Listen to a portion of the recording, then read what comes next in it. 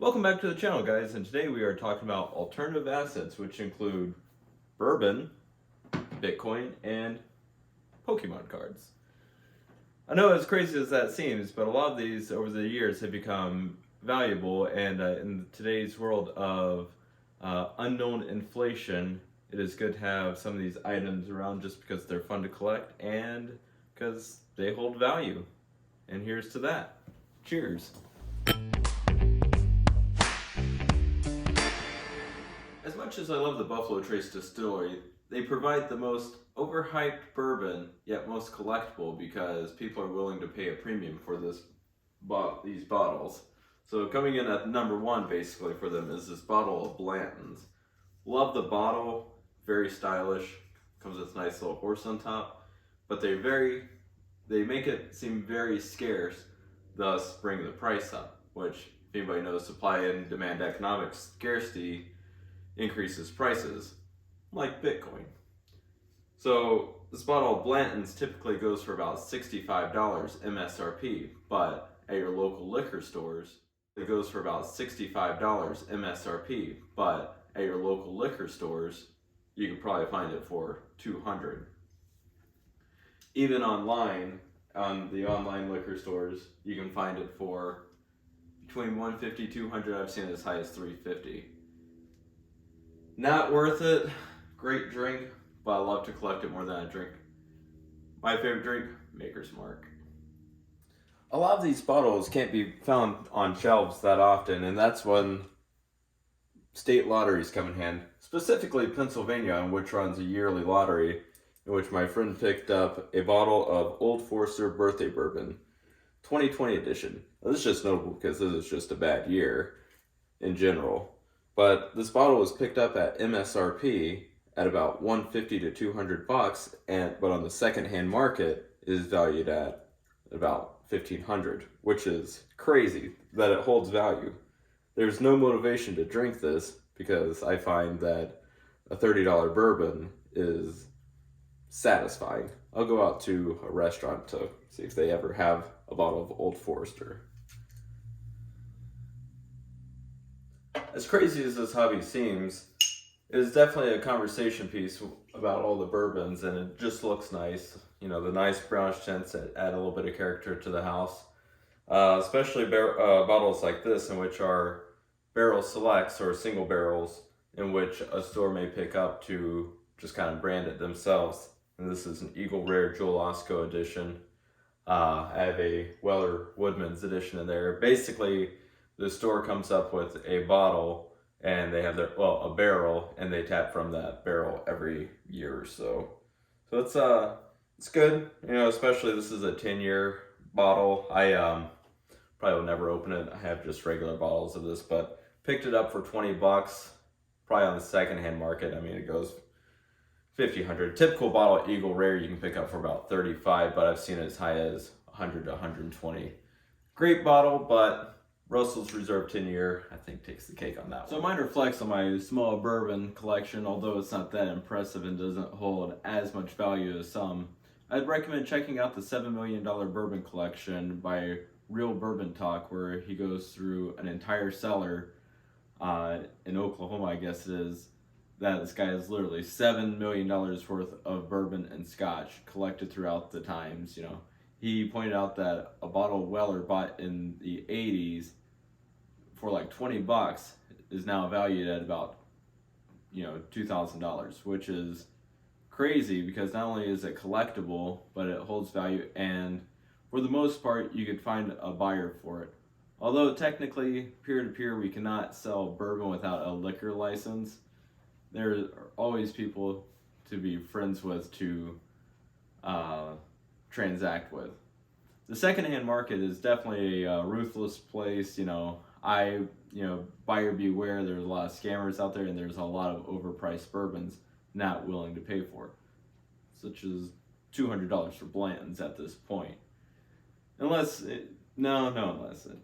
but in my opinion, I like to hold bourbon. Looks nice, has a great aesthetic to the house, and a great talking point to people that come over. So my next favorite alternative investment would be Pokemon cards, and as crazy as that sounds, I've held these since I was like 7 years old, and even after getting out of the hobby or collection of Pokemon cards, I still kept them because my mom always told me, not sound like Forrest Gump here, that one day they may increase in value, and she was right. Now, she didn't tell me why, but as years have gone on, I figured out why, and that's because there are new generations of Pokemon, and the concept of scarcity, once again, like in the Bourbon world and Bitcoin, is that once these cards were printed, they stopped printing, printed more cards, and newer Pokemon came out, and they fulfilled other runs of newer Pokemon. Considering that you could buy a Pokemon card pack back in 2000 for about $7 to $10, and maybe get lucky enough to get a holographic Charizard, which is now worth over $20, $30, $40,000, and even then some. Some of these cards might be worth about $50 to $100, like the reverse holographic Psyduck I showed, which is probably one of the most interesting ones I came across. And as I flipped through them over the beginning of COVID because I was bored, it turns out that card is valued at between $50 and $75, which is very interesting because, I never thought that Pokemon cards would have that sort of value. Although this market is a little bit more liquid than the bourbon market because they're not illegal to sell, because, you don't need a Pokemon license to sell. The entire world is, the Pokemon is a global phenomenon in which people are willing to pay a premium price for the more collectible cards, just because they are collectible and they hold their value. What I find crazier is that even the unopened packages have a lot of value, even though you don't know what's in them. It's the mystery behind it, and that, like, Logan Paul sold, he purchased unopened set for $200,000, which is insane. The fact that you don't even know what's in it, let alone if there's anything rare, you just know if there's a heavy deck or a light deck, which technically if it's heavy, there has a possibility of a holographic card, which is a little bit more rarer. Like everything, these assets need to be stored, so I think I've had this thing since, I was 10 years old, just a collection of Pokemon cards and stacks of all my energy cards elsewhere because those aren't that valuable. And I feel that Pokemon cards will become more valuable because as we get more generations, people will become more interested in them, and the franchise will produce more products of Pokemon, thus getting people interested again. One day, if I finish my collection, at least of the first gen Pokemons, I might put it on display besides collecting dust on a bookshelf, but until then, they will remain in their case, not on display.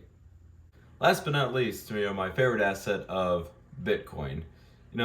It's crazy to consider this an alternative asset, but according to Fidelity, it is an alternative asset which you can put in your portfolio to hedge against inflation or just add an additional return to your portfolio.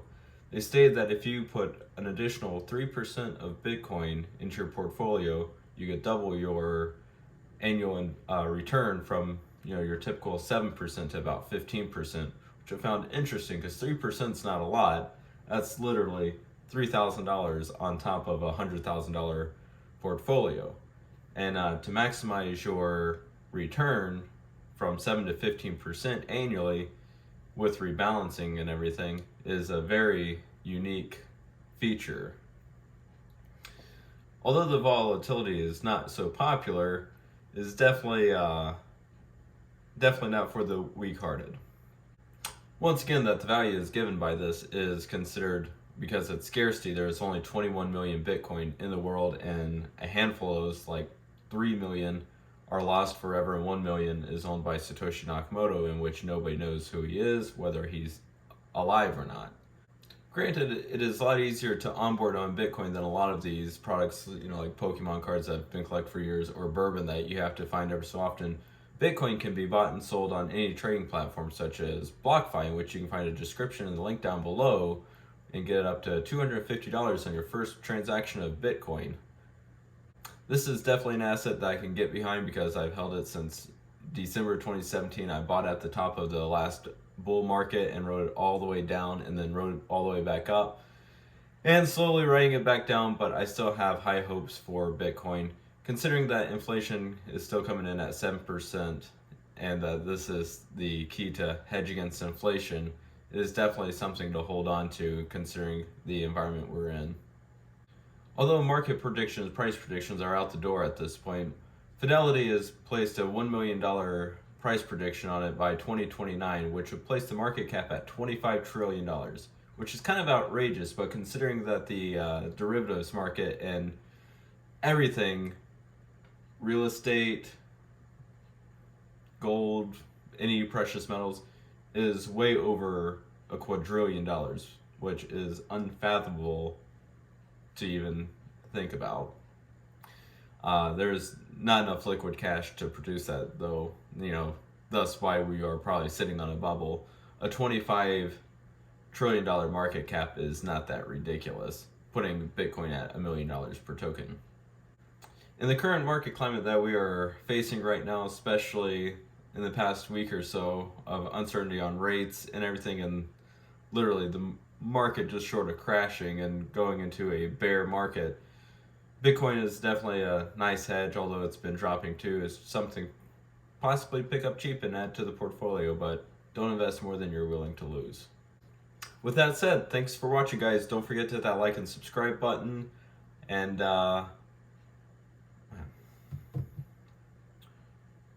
with that said, the future of these assets are great. Just, they're fun to hold, look at, collect, and appreciate and value. Please hit that like and subscribe button, and until next time.